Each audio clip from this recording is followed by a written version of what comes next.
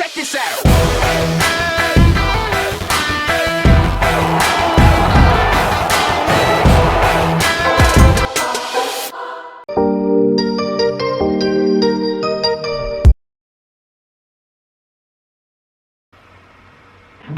Jour J.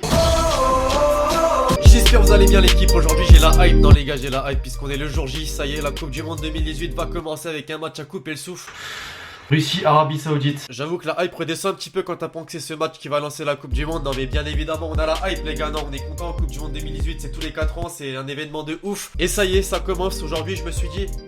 faut que je trouve un sujet de vidéo en rapport avec la Coupe du Monde, mais surtout l'équipe de France qui commence sa compétition samedi contre l'Australie. Et je me suis dit, on va créer la compo que moi j'aimerais voir jouer contre l'Australie, puisqu'on va pas se mentir, les matchs de préparation étaient plutôt douteux, surtout contre les USA, un partout, tu vois ce que je veux dire. Alors bien sûr l'équipe, je compte sur vous comme toujours. Les 4000 likes avant minuit ce soir, c'est vraiment très important pour moi.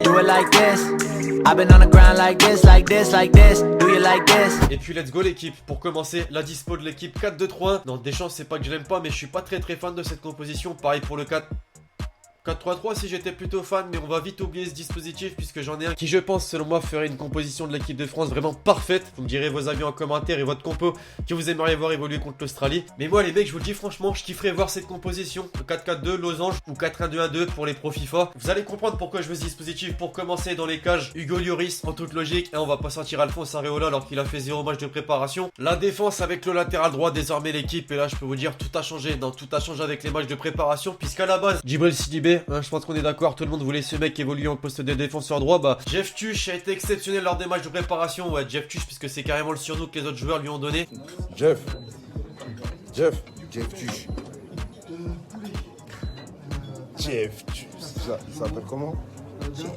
Ça se fait pas, on est d'accord. Mais ouais, non, clairement, les mecs, il a mouillé le maillot et je trouve qu'il a été beaucoup plus performant que Djibril Sidibé, notamment contre les USA. Il rentre en jeu, pas décisif directement. Rien à dire sur lui et je pense qu'il mérite sa place de titulaire pour débuter la Coupe du Monde. Latéral gauche, pareil, j'ai rien contre Benjamin Mendy, mais je trouve qu'il a pas assez récupéré de sa blessure et n'a pas joué assez cette saison. Au profit de Lucas Hernandez, qui lui a été exceptionnel, je trouve également lors des matchs de préparation, contre l'Italie notamment. Ouais, j'ai encore souvenir de sa percée contre la défense de l'Italie où le mec part tout seul, je me dis, bordel, qu'est-ce qu'il fait ce con? Mais en fait, il va provoquer la faute, penalty. Pour moi, il mérite sa place de titulaire. Charnière centrale, pour commencer, pas de doute, Samuel Umtiti qui remplace Laurent Koscielny, blessé pour cette Coupe du Monde 2018. D'ailleurs, putain, qu'est-ce que ça fait chier. Heureusement, en équipe de France, on a vraiment des doublures qui font l'affaire, on est d'accord. L'indétrônable de l'équipe, Raphaël Varane, forcément. T'avais Laurent Koscielny à sa passe, mais bien évidemment que lui, on le bouge pas, hein, forcément. Milieu défensif, c'est pareil, les gars. T'as Raphaël Varane indétrônable, mais t'as également N'Golo Kanté d'indétrônable dans cette équipe. Y a pas besoin de faire de commentaires, je pense que le mec est partout sur le terrain. Tu pourrais lever de buteur qui te ferait un match exceptionnel. Par contre, pour les milieux centraux, c'est là que tout change et c'est là où j'ai dû faire un choix, les amis, puisque j'ai décidé de retirer Blaise Matuidi. Et comme c'est des milieux plus offensifs qui permettra à l'équipe de France d'être plus portée vers l'avant, d'où le choix du 4-1-2-2 ou 4-4-2 losange pour ceux qui préfèrent. Tolisso, tout d'abord à gauche, qui lui aussi a fait de bons matchs de préparation, on va pas se mentir.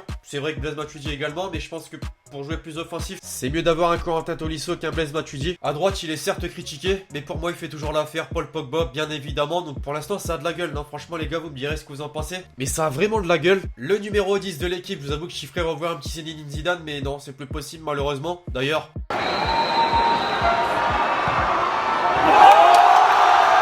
Les gars, c'était tellement exceptionnel ce match de revoir les joueurs de l'équipe de France en 98.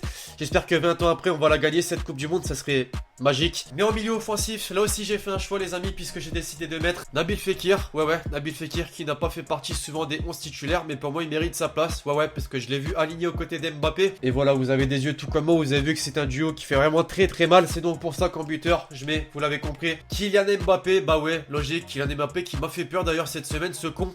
Enfin, ce con, c'est pas de sa faute non plus, puisqu'Adil Rami lui a mis un sale coup à l'entraînement. Je vous jure, j'ai eu peur qu'il ne participe pas à la Coupe du Monde. Au final, tranquille, 2 jours après, il a dit que tout allait bien, tout ça. Donc... Oh, ça va ou ça va pas?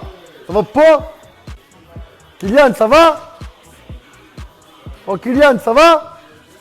Eh oui! Eh oui!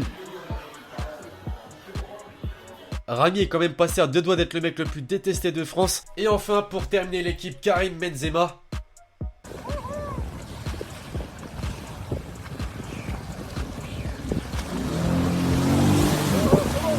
N'empêche qu'il est posé, tranquille. Je pense même pas qu'il va regarder les matchs de l'équipe de France. Et pour terminer, le mec qui va faire parler de lui pour ses célébrations Fortnite durant cette Coupe du Monde, Antoine Griezmann. Non, voilà, j'avoue, faut arrêter, non, parce que c'est peut-être marrant au bout d'un moment, mais ça casse les couilles. Voilà à quoi ressemble mon 11 titulaire pour débuter la Coupe du Monde 2018, les amis. Vous me direz ce que vous en pensez en commentaire. Alors, je sais très bien que Didier Deschamps va sûrement pas faire de gros changements au niveau du dispositif, donc va très certainement pas faire un 4-4-2 en losange. Mais moi, c'est comme ça que je verrai l'équipe de France débuter, et la meilleure compo possible, c'est ça. Voilà, c'est ça, tout simplement. On est d'accord qu'elle a de la gueule, hein, vous me confirmerez tout ça en commentaire. J'espère vraiment que cette petite vidéo vous aura fait kiffer l'équipe. Je compte sur vous si c'est le cas pour me péter cette barre de like. Et puis ça y est, hein, faut pas faire de conneries, l'équipe de France, faut vraiment qu'elle envoie du lourd lors de cette Coupe du Monde. Normalement, ça devrait passer les poules, je l'espère en tout cas. Faut déjà bien commencer contre l'Australie ce samedi. Vous me balancerez votre prono d'ailleurs. D'ici là, l'équipe, vous entendez-vous très prochainement sur la chaîne YouTube pour de nouvelles vidéos. Et soyez présents puisqu'il y a la Coupe du Monde et t'inquiète pas que ça va envoyer du lourd. C'était Lex City.